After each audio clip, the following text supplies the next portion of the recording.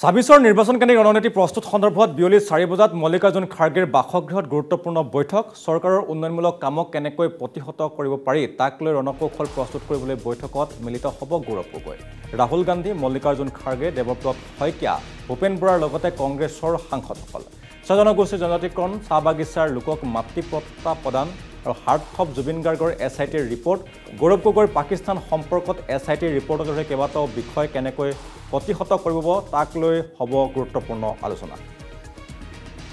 আৰু কেইবাটাও বিষয় লৈ আজি কংগ্ৰেছৰ ৰণনীতি প্ৰস্তুত কৰাকে লৈ আৰু কেইবাটাও বিষয় লৈ আজি কংগ্ৰেছৰ গুৰুত্বপূৰ্ণ বৈঠক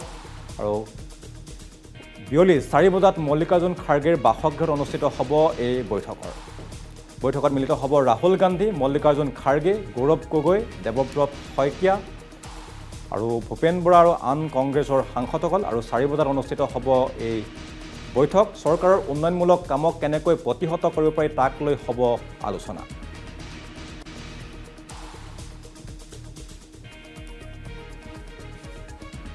আৰু আমি এই বিষয় সন্দৰ্ভত আৰু সবিশেষ জানিবলৈ আমি ফোন লাইন যোগে আমি সংযুক্ত হৈছোঁ আমাৰ দিল্লীৰ সিনিয়ৰ ব্যুৰ চিফ সিদ্ধাৰ্থ ভট্টাচাৰ্যৰ সৈতে সিদ্ধাৰ্থ আপোনাৰ কাষলৈ আহিছোঁ যিহেতু আজি বিয়লি 4 বজাত মল্লিকাৰ্জুন খাৰ্গেৰ বাসগৃহত এখন বৈঠক অনুষ্ঠিত হ'ব কংগ্ৰেছৰ আৰু কংগ্ৰেছৰ এই বৈঠকত কেইবাটাও বিষয় আলোচনা কৰা হ'ব আপোনাৰ পৰা আমি সবিশেষ জানিব বিচাৰিছোঁ সিদ্ধাৰ্থ এই কথা ক'ব লাগিব যে আজি যিখন বৈঠক অনুষ্ঠিত হ'বলৈ গৈ আছে বিয়লি 4 বজাত কংগ্ৰেছৰ সভাপতি মল্লিকাৰ্জুন খাৰ্গেৰ বাসগৃহত অনুষ্ঠিত হ'ব আৰু এই বৈঠকৰ বাবে ইতিমধ্যে প্ৰদেশ কংগ্ৰেছৰ যিসকল নেতৃত্বত আছে বা শীৰ্ষ যিসকল নেতা আছে সকলোকে দিল্লীলৈ আমন্ত্ৰণ জনোৱা হৈছে সকলো ইতিমধ্যে আহি দিল্লীত উপস্থিত হৈছে আজি এই যিখন বৈঠক এই বৈঠকখন বিশেষত যেহেতুকে 2026 নিৰ্বাচন সমাগত নিৰ্বাচনৰ ৰণনীতি কেনেধৰণৰ হ'ব তাক লৈ এই বৈঠকখন অনুষ্ঠিত হ'ব বুলি আমি জানিব পাৰিছো আৰু এই বৈঠকত বিশেষকৈ যেহেতুকে শেহতীয়া যি শীতকালীন অধিৱেশন বিধানসভাৰ তাত যেহেতুকে কেইবাটাও আচলতে চৰকাৰে অভিলাষী আচলতে সিদ্ধান্ত গ্ৰহণ কৰিছিল তাৰ পিছতে দেখিবলৈ পোৱা গৈছিল যে বিৰোধীৰ অৱস্থা অসমত একেবাৰে তথৈবচ হোৱাৰ দৰে এক দিশে গতি কৰিছিলে বিশেষকৈ জনজাতিকৰণৰ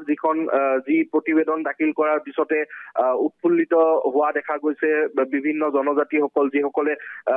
জনগোষ্ঠীসকল যিসকলে জনজাতি দাবী কৰি আছিলে আনহাতে যি চাহ বাগিচাৰ যিসকল লোকক ভূমিৰ পট্টা দিয়াৰ যিটো প্ৰসংগ ইতিমধ্যে সিদ্ধান্ত গ্ৰহণ কৰা হৈছিলে যোৱা যি শীতকালীন অধিৱেশন আছিলে সেই শীতকালীন অধিৱেশনত আৰু তাৰ পিছতে আচলতে কংগ্ৰেছকে ধৰি বিৰোধী যথেষ্ট বেকফুটত যোৱা যেন দেখিবলৈ পোৱা গৈছে আৰু তাৰ পিছতে আচলতে এই নতুনকৈ ৰণনীতি বা ৰণকৌশল কেনেধৰণৰ হ'ব তাৰ বাবে আজিৰ এই যিখন বৈঠক এই বৈঠকখন আহ্বান জনোৱা হৈছে আৰু এই বৈঠকত প্ৰদেশ কংগ্ৰেছৰ তৰফৰ পৰা প্ৰদেশ কংগ্ৰেছৰ সভাপতি গৌৰৱ গগৈ ভূপেন বৰা ৰিপুন বৰা দেৱব্ৰত শইকীয়া প্ৰদ্যুৎ বৰদলৈ ৰকিবুল হুছেইন সকলো উপস্থিত থাকিব আৰু তাৰ উপৰিও যিকেইজন প্ৰদেশ কংগ্ৰেছৰ কাৰ্যকৰী সভাপতি আছে তেওঁলোকো উপস্থিত থাকিব বুলি জানিব পৰা গৈছে আৰু সভাখনত ৰাহুল গান্ধী তেওঁ উপস্থিত থকাৰ সম্ভাৱনা আছে আৰু ৰাহুল গান্ধীয়ে আচলতে দিশ নিৰ্দেশনা দিব বুলি জানিব পৰা গৈছে আৰু যিহেতুকে কেইবাটাও কথাত আচলতে কংগ্ৰেছ ইতিমধ্যে বেকফুটত থকা দেখিবলৈ পোৱা গৈছে অসমত বিশেষকৈ যি ধৰণৰ গৌৰৱ গগৈৰ পাকিস্তানৰ লিংক প্ৰসংগই হওক বা ইতিমধ্যে দেখিবলৈ পোৱা যি জনজাতিকৰণৰ যিখন বিলেই হওক এই সকলো দিশতে আচলতে কংগ্ৰেছে বিগত সময়ত যথেষ্ট বেকফুটত আছে আৰু যিহেতুকে কোনো বিৰোধীৰ যি মিত্ৰতা সেই মিত্ৰতাৰ ক্ষেত্ৰতো আজিৰ যিখন বৈঠক সেই বৈঠকত আচলতে কংগ্ৰেছে নিজৰ স্থিতি স্পষ্ট কৰাৰ সম্ভাৱনা আছে প্ৰদেশ কংগ্ৰেছৰ নেতৃত্বই তেওঁলোকে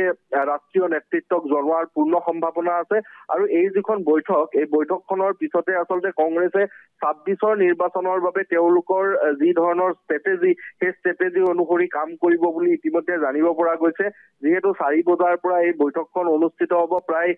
1 ঘণ্টাৰ পৰা 1.5 ঘণ্টা সময় লোৱা হ'ব বুলি আমি জানিব পাৰিছো এই 1 ঘণ্টাৰ পৰা 1.5 ঘণ্টা সময়ৰ ভিতৰতে সকলো ধৰণৰ আৰু সকলো আচলতে সকলোৱে নিজৰ নিজৰ মত পোষণ কৰিব বুলিও জানিব পৰা গৈছে। বিশেষকৈ বিৰোধীৰ যি উপদলপতি দেৱব্ৰত শইকীয়াই হওক বা প্ৰদেশ কংগ্ৰেছৰ সভাপতি গৌৰৱ গগৈয়ে হওক বা ভূপেন বৰা, তেওঁ নিৰ্বাচনী দায়িত্বত আছে, ভূপেন বৰা, এইফালে জ্যেষ্ঠ নেতা ৰকিবুল হুছেইনে হওক বা ৰিপুন বৰাই হওক, সকলোৱে নিজৰ নিজৰ যিসমূহ ষ্ট্ৰেটেজি, নিজৰ নিজৰ যিসমূহ কথা, সেইসমূহ আজি কংগ্ৰেছৰ সভাপতিৰ আগত আৰু ৰাহুল গান্ধীৰ আগত ৰখাৰ পূৰ্ণ সম্ভাৱনা আছে। আৰু তেওঁলোকে মিত্ৰতা সন্দৰ্ভতে হওক বা শেহতীয়া যি ধৰণে বিজেপিয়ে যি ধৰণে আচলতে কংগ্ৰেছক বেকফুটত নিয়াৰ যি ষ্ট্ৰেটেজি লৈছে, সেই ষ্ট্ৰেটেজিক কেনেধৰণে প্ৰতিহত কৰাৰ ক্ষেত্ৰত তেওঁলোকৰ যি পৰামৰ্শ, সেই পৰামৰ্শও আগবঢ়াব আৰু সকলোৱে মিলি এটা সিদ্ধান্ত লোৱাৰ পূৰ্ণ সম্ভাৱনা আছে। যিহেতু নিৰ্বাচনলৈ আৰু প্ৰায় 5 মাহ সময় বাকী আৰু তাৰ লগে লগে অসমত যি এছআৰ চলি আছে, নিৰ্বাচনী যিখন ভোটাৰ তালিকা, তাক লৈও আচলতে কংগ্ৰেছৰ যি স্থিতি, সেই স্থিতি কি হ'ব বা কেনেধৰণে ষ্ট্ৰেটেজি গ্ৰহণ কৰিব, তাক লৈও আলোচনাৰ পূৰ্ণ সম্ভাৱনা আছে। আৰু ইয়াৰ পৰিপ্ৰেক্ষিততে কালি জিতেন্দ্ৰ সিঙৰ সৈতে গৌৰৱ গগৈয়ে প্ৰায় 2 ঘণ্টা জোৰা এক বৈঠকত মিলিত হৈছিলে কনষ্টিটিউচন ক্লাবত, আৰু তেওঁলোকে সেই বৈঠকতে আচলতে প্ৰায়সমূহ ষ্ট্ৰেটেজি তেওঁলোকে কি ধৰণৰ প্ৰস্তাৱসমূহ ৰাখিব, কি ধৰণৰ কথা ৰাখিব, সেই কথা আলোচনা কৰা বুলি আমি জানিব পাৰিছো। ভাস্কৰ, সিদ্ধাৰ্থ ভট্টাচাৰ্য, আপোনাক আমি এই মুহূৰ্তত ধন্যবাদ জনাইছোঁ।